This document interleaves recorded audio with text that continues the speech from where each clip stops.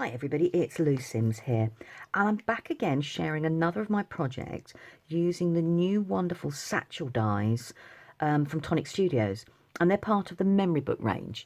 So the dies create a beautiful satchel, and I thought it would be nice after creating my satchel if I could then try and push the dies. So this is one of the ways I've pushed the dies to get a little bit more. So what I've done is I've actually made it a double width satchel. It's still got the features of the satchel, but I've just tweaked it here and there. So it's still open, so I still need to hold those, and that goes over, hold those, that goes over, and then that opens up. The lid I've used slightly differently because I've had to expand it. So what I've done was I've just put a little band in the middle there. So rather than waste the space, I've got place that I can put some journaling cards, some tags, you know, whatever I want in there. On the original satchel, you only get or only need one side, but I've done a double side. So if I take that one away, and then I take that one away, my sides open. And obviously I've got to do the same this side. So I'm going to pinch, I think it's butterfly, or is it petal? It looks butterfly. I'm not sure whether it's butterfly or petal. So when I've opened everything, as you can see, it opens out. So I've made mine double. I've put the pocket on the front, and I've done exactly the same closures as you would do for the regular satchel.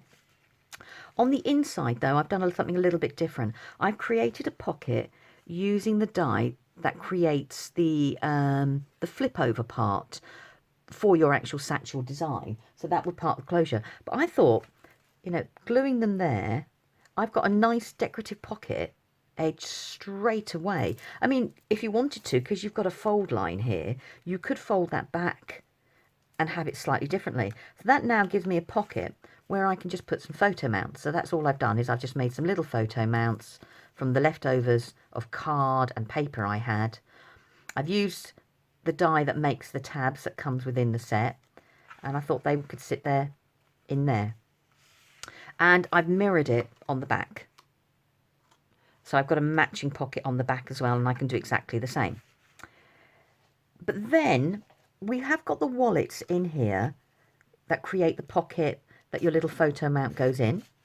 So I've got two of those, as you can see. But what I thought would be nice is to look at these dies and see what else we could do with them. So I'm just going to tip that up so you can see. Let's move those out of the way. Right. So what I've done is, instead of creating a pocket, I've taken the pocket die, which is those, and instead of joining them, I've put them as single, and I've joined them along the bottom of the spine. But to keep it all closed, I've put a pocket on the front.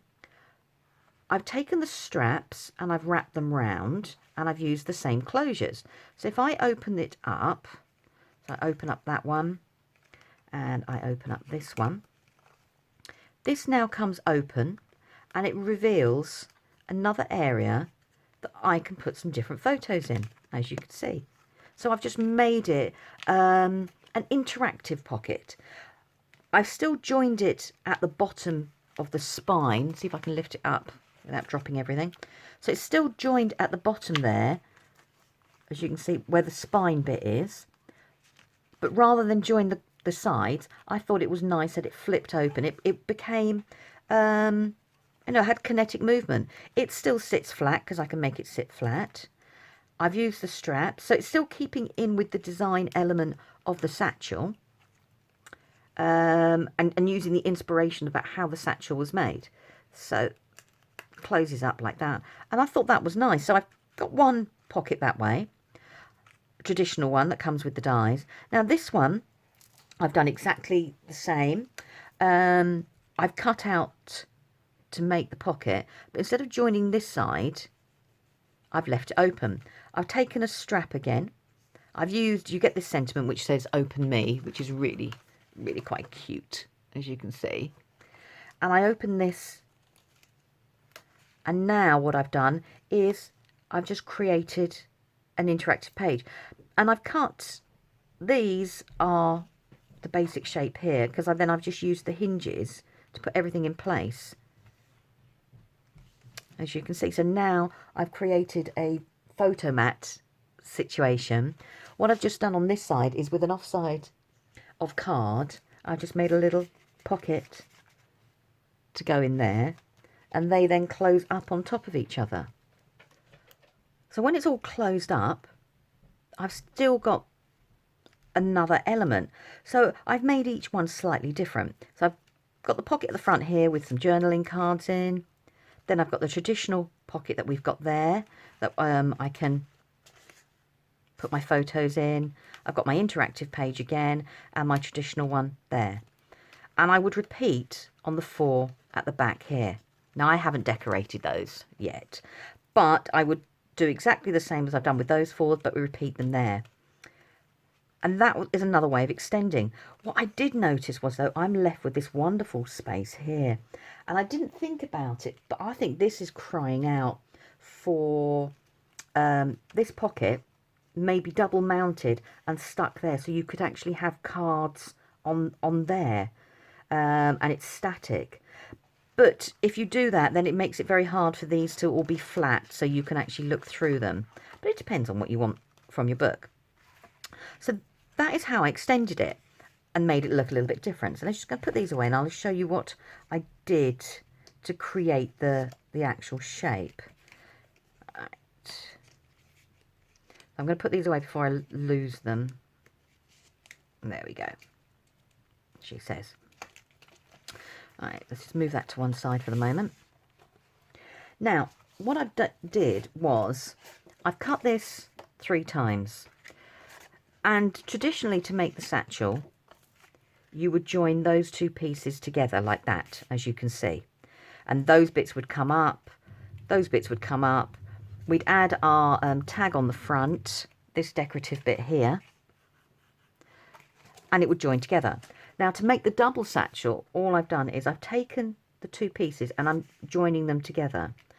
I've cut myself a 3rd piece. And what I would do is I would cut that square off, cut these off here and here, and that becomes my base. So I'm just going to, okay, that becomes my base. So when I put these bits on, I've got somewhere to secure, to sit, for everything to sit. Now, I wouldn't throw this bit away because I need those bits. So one would go on there, and one would go on the top there, and that gives me my double sides, if that makes sense. And then all I've done is I've taken this and I've glued it to the back, and then I would put on the normal decorative die that we had for the satchel, would then join over this bit here. And that is all I've done to the you know, to the template, to the dies, is I've used the shapes we've got. Now, one thing I did do, and I did notice, was because of the way these close, let's grab this in, I'll tip it over a bit, on the side, I've made a plate here that sticks to the back one, as you can see, and I've put the closures. And obviously, I will get some of the closures from the original dies, but I won't get myself a second opening closure. So what I've done is I cut this away here, and then I just cut myself some more. So when I take this one away, so I'm going to pretend, let's fold that one away, I would then stick this bit down in its place. So now let's pretend I'm sticking it down. When you look at it that way, it gives me my double look, so I can actually do my double lock.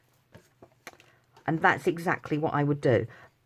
And then that gave me the 4. I hope that makes sense.